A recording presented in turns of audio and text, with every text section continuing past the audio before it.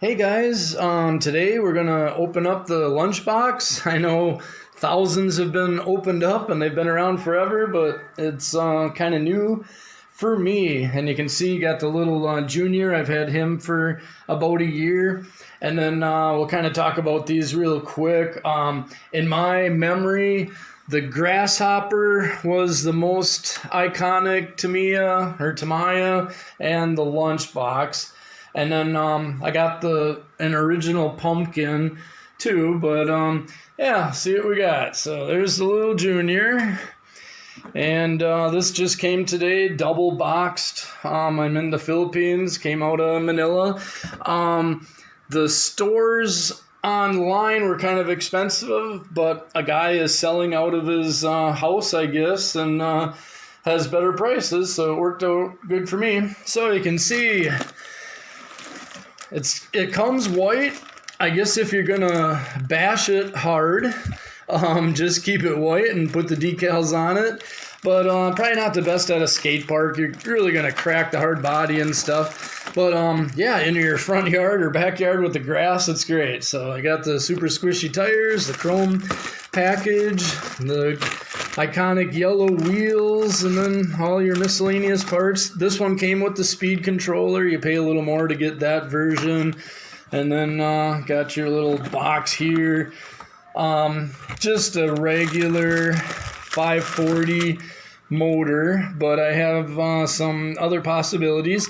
So I painted a lot of stuff in my life. I've got 800 grit sandpaper. I use a bucket of water with a little bit of soap, and then the sandpaper doesn't clog up. That's what I did on the Grasshopper. I did not use primer because I buy the Tamiya paint and it's for plastic.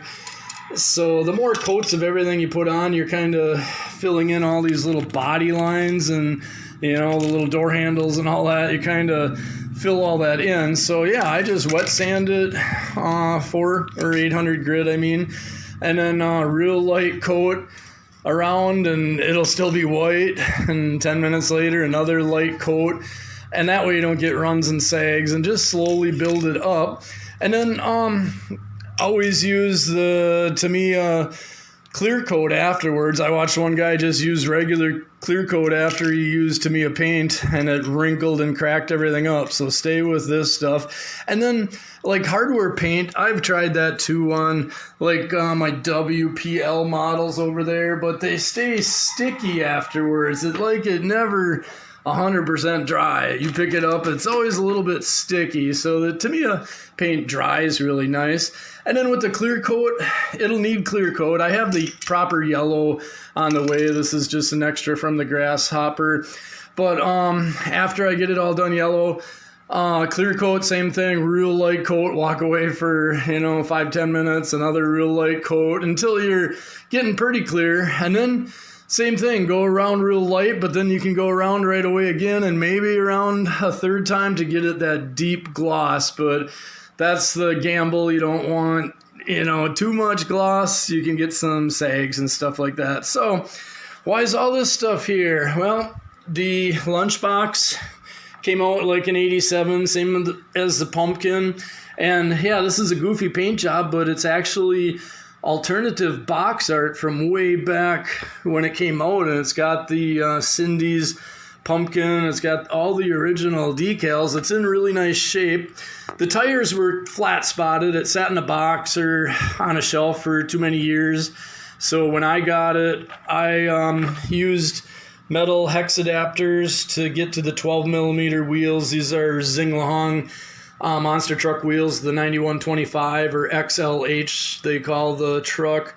And then in the front, I just epoxied on the back side the plastic bushings to the back of this wheel because the axle and the nut do not turn.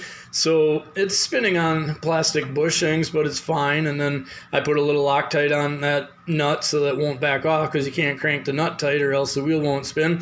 So that's what I did. And so far, people I asked said, hey, that's good enough. It looks cool. It's a little bit more modern. And then another thing I do, I keep everything sprayed down with WD-40 on my old vintage stuff. I've got low C's, I've got some of these, and you can see this is, 30-some-year-old bumper, but it's still flexible. And the reason it's got a crawler bumper on, someone took the grill off and they cut the fender at an angle, and that's about all I could do. I just put a crawler bumper, just kind of, give it a little something so it's not such a big hole. But yeah, after I get done running these, I clean it up. If it just needs air compressor or maybe a paintbrush, soap and water, just clean all the dirt off. And then after dry is just mist it with WD-40. And it keeps the air from drying out this old plastic, even if it already is dry. You can watch on YouTube how guys make their tires softer and how they make their plastic bend better, more flexible. So that's what I'm doing. Some guys are afraid to run their vintage stuff because it's brittle and stuff, but I'm just keeping mine flexible with WD-40. So back to our van. I really love these WLtoys motors, these 540s. They come in these 112 scales. These are four-wheel drive, and they're heavy. They got all metal gears, metal drive shafts, four-wheel drive, really fast. So on this old TL01 Tamiya, it was kind of slow. And you can see it had a normal 540, but I put in the WLtoys 540, and it's less turns, so it's faster, and it's modern, so it's got a lot of power. And I gained 10 kilometers per hour going to a WL. So I might, I'll try that in the Lunchbox if it isn't snappy enough for me. I also have a brand new Surpass Hobby, and that's a 550. It's just longer is all it is, internal fan. But it's a low turn, 12 turns, so it's fast. But these are usually good enough. And then mine came with the ESC, but I've got some other ESCs always on hand that take 3S. So, I don't know, if you're wondering, should you buy this for a kid? Yeah, if backyard bashing is great. If you're always riding the wheelies and wiping out on the roads, it's really going to scratch it up and stuff. But, if you guys really love bashing the best, just get something like a Traxxas or ZD Racing. These are easy for me to get parts. And then here's the 1/8 ZD Racing. But just for an example, a rich kid can have, maybe one of these things. But when he sees your kid with this Lunchbox and is popping wheelies, it's not super fast at all. And it doesn't handle great. But, when he sees that, he's going to be like, that's cool, even if he's got a $400 Traxxas or more. So just a little comparison. So next up, I will build it. I won't do a build video. There's been so many, but I'll just take some photos along the way. And then when it's up and running, I'll run it in just with the white van and make a video and post that. And then later on, I'll paint it, because you're really meant to wait a week after you paint it before you clear coat it. Make sure it's really dry. And then after you clear coat it, almost a week again before you put decals on. Maybe a few days, but I'll leave it a week because, otherwise pushing on it, you can get your fingerprints. Everything's kind of soft yet. So I'll just leave it a little bit longer. So that's my quick unboxing without messing everything up too much. But yeah, it's been a kind of a childhood dream, the Grasshopper and the Lunchbox, but I ended up, I had Kyosho, and then I had Traxxas, and then now lately it's just easy to get ZD Racing, WLtoys, and stuff like that.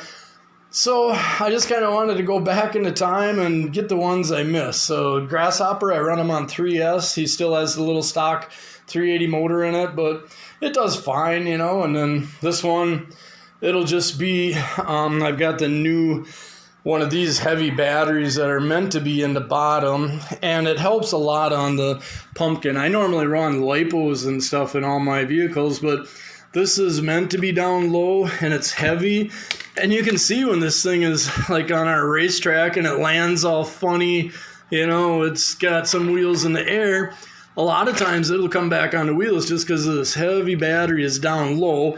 If you go crazy with it, yeah, you'll roll it over and it'll be on its roof. But just normal hopping and bouncing around, that battery seems to be the best. It's not the old NiCad, it's the newer nickel metal, but it's really heavy. So that's what I'll do with this Lunchbox too. I won't be running it on 3S. I won't run it on my small 2S. I will run it on this. This is brand new, like almost 20 bucks. Same price as a LiPo, but it gives me the weight, proper connectors. So there's my quick overview. Thanks a lot for watching, and maybe you can subscribe. We'll be doing more and more videos with old stuff, new stuff, affordable stuff. So thanks a lot.